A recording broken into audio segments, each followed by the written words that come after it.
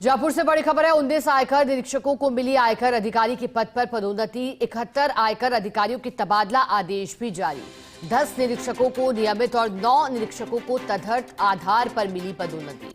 वर्ष 2025 की रिक्तियों के आधार पर पदोन्नत किया गया। पदोन्नति के साथ ही आयकर अधिकारियों के तबादला आदेश भी जारी कर दिए गए। 33 आयकर अधिकारियों के विभिन्न शहरों में हुए तबादले। 38 आयकर अधिकारियों की जिम्मेदारियां बदली गई हैं। प्रधान मुख्य आयकर आयुक्त कार्यालय से जारी हुए 2 अलग अलग आदेश। पदोन्नत होने वाले आयकर निरीक्षकों को 12 जून तक संभालनी होगी नई जिम्मेदारी। इसके अभाव में पदोन्नति से होकर आयकर निरीक्षक वंचित होंगे अगर ऐसा नहीं किया गया। आयकर आयुक्त प्रशासन और करदाता सेवाएं शैलेंद्र शर्मा के हस्ताक्षर से दोनों आदेश जारी हुए हैं। फर्स्ट इंडिया न्यूज के पास है 8 पेज की इन दोनों आदेशों की प्रति। ज्यादा जानकारी लेंगे एसोसिएट एडिटर विमल कोठारी हमारे साथ जुड़ गए हैं। विमल जी, सूचना है कि 2 आदेश आए हैं 8 पेज के, हमारे पास उसकी प्रति भी है। क्या लिखा है 8 पेजों में, क्योंकि पदोन्नति है, तबादला है?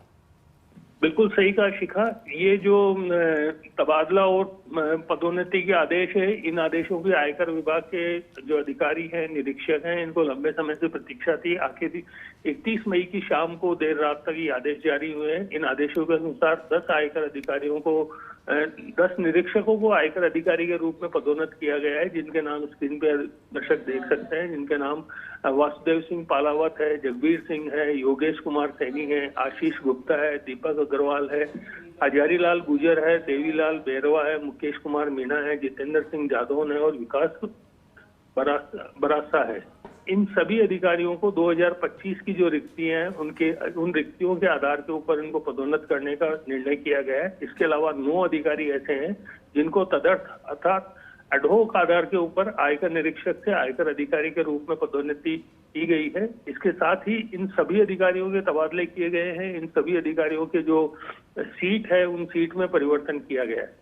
इसके अलावा एक अलग आदेश जो जारी किया गया है, जिसमें 33 आयकर अधिकारियों के तबादले विभिन्न शहरों से किए गए हैं और इसके अलावा जो दूसरे 38 आयकर अधिकारी हैं जिनकी सीटें बदली गई है। कुल मिला के ये कहा जा सकता है कि आयकर अधिकारियों के इस पदोन्नति और तबादला आदेश का असर पूरे राज्य में पड़ेगा।